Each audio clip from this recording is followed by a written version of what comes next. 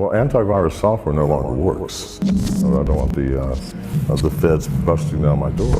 From my perspective, I think he revealed something that we all knew. I mean, we're being spied on by our government. Mr. Snowden has put a quantitative value on it, and given the exact means, and some of the exact means of how that spying takes place. The CIA, I think, has an absolute lack of conscience by keeping from American industry all of the zero-day exploits, many of which the CIA created, by the way, from the industry, which makes our industry weaker and costs us billions of dollars and makes us far more unsafe as citizens. So to me, that's unconscionable. It showed what I've been saying all along, is that anyone can make a hack look like it originated from someone else. The U.S. government probably does not consider him a hero. Vladimir Putin, the Chinese government, I think they both consider him heroes. Well, I'm thinking people are foolish if you believe you can go onto the internet, sign on to a social media site, and expect to have privacy. That's ridiculous. But it's clear now that we're living in 1984. The only difference is we're free to walk around so far, but we are spied on by everything from our TVs to the cameras in the streets to our smartphones. If the government wants high quality tech talent, they're going to go to one of those three consulting firms. A great job, and I don't know whether Snowden started at Booz Allen with the intent of trying to spy or not. I have no information on that, but it's a great company, and through that relationship, he was able to get access to information that most of us can't get access to. People talk about the cyber war. I wish it were that simple. This is not like where we go to war against Germany or Russia or Iran or Iraq. No, this is not like that at all. The players in the cyber war are nation states, organized hacking groups, and individual hackers. John McAfee found dead today in a prison cell in Spain. The founder of the antivirus software that bears his name had just been ordered extradited to the United States on tax evasion charges. He faced up to 30 years in prison if convicted. He was 75, and a wild ride of a life it was. Makes money by knowing where you are, what you're buying, who you're with, who your contacts are, who you last talked to, where you're eating your dinner. This is how everybody makes money. And to think that you're going to get these free services, seriously, how valuable to you is Google? How often do you Google something to find out anything? You know, where the next clothing store is, what's on the movies, you know, something to help your children with their homework. Constantly. Invaluable. What does it cost you? Zero. Zero. Please, nothing is free. Nothing is free. I mean, my parents told me that. I told my children that. What you are paying is your privacy. Please. So to be shocked that Facebook is selling your data or allowing people to have access to it, I'm sorry, this is foolish. It's utterly foolish. So if you want to use free services and you're paying nothing for them, why then are you upset that they're taking the data that you input and selling it?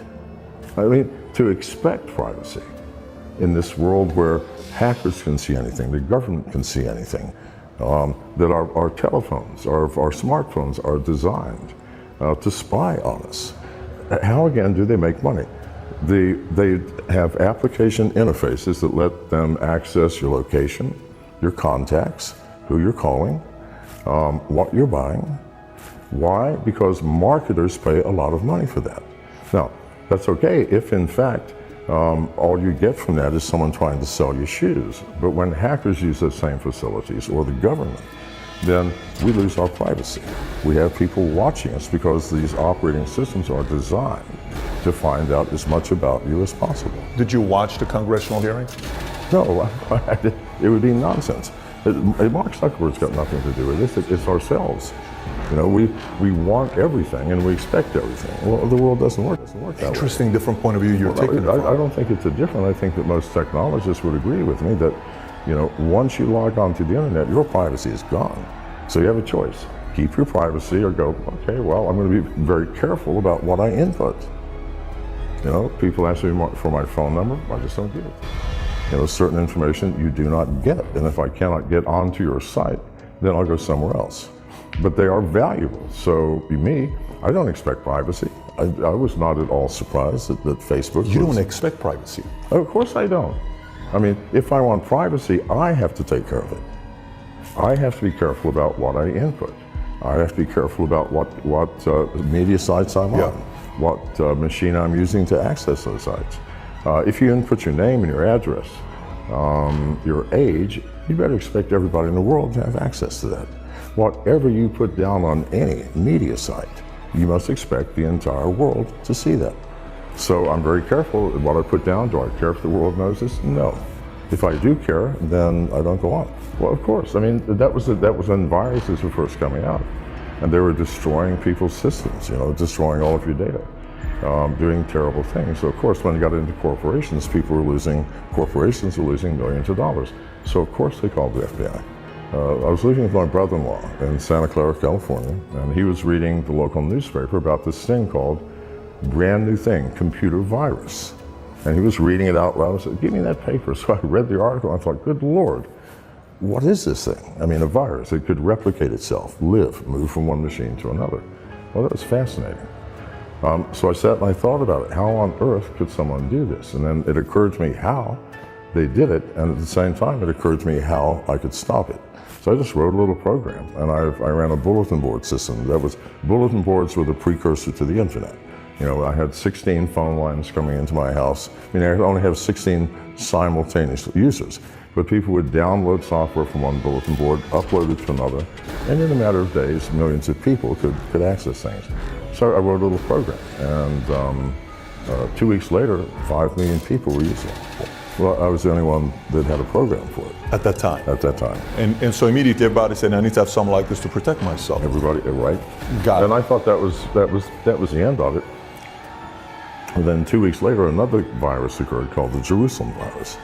And then they just started coming hot and heavy, and I had to keep updated with all these viruses. So pretty soon, everybody was using the McAfee virus scan.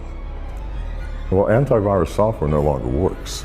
That paradigm that I invented does not work in the modern world of the internet and hackers and social engineering.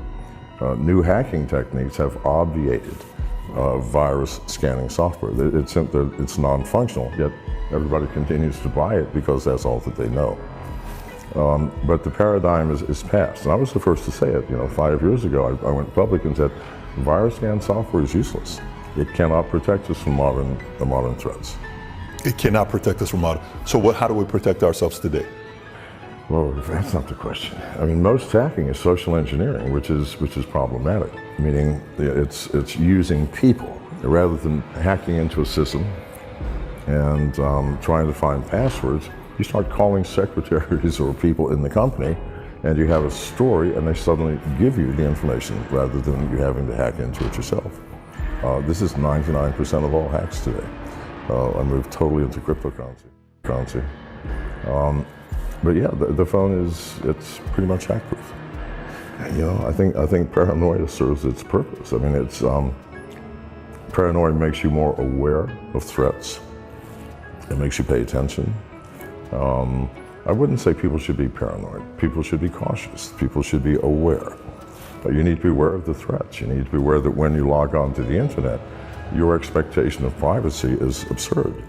You're logged on to a system where there are 2 billion computers attached. A billion people who are interfacing and communicating and watching. A million hackers trying to steal money from you or information or to find something that they can blackmail you with. This is the world that you enter when you log on to the internet. And if you enter that world thinking I'm perfectly safe, the world will take care of me, well, who the hell is going to take care of you? It's Zuckerberg can't, Facebook can't, Twitter can't, Google can't. Twitter. If you go onto Twitter, there are probably 200 John McAfee's, all with my picture and everything else. They're all fake. And this is in the news a couple of weeks ago. Twitter has tried to stop this and cannot. Too many people are doing it. They stop one thing, they come to another avenue, they come with a different ID. It cannot be fixed, you just live with it. I expect mine to be taken away. I expect everything that I put into the internet to be taken away.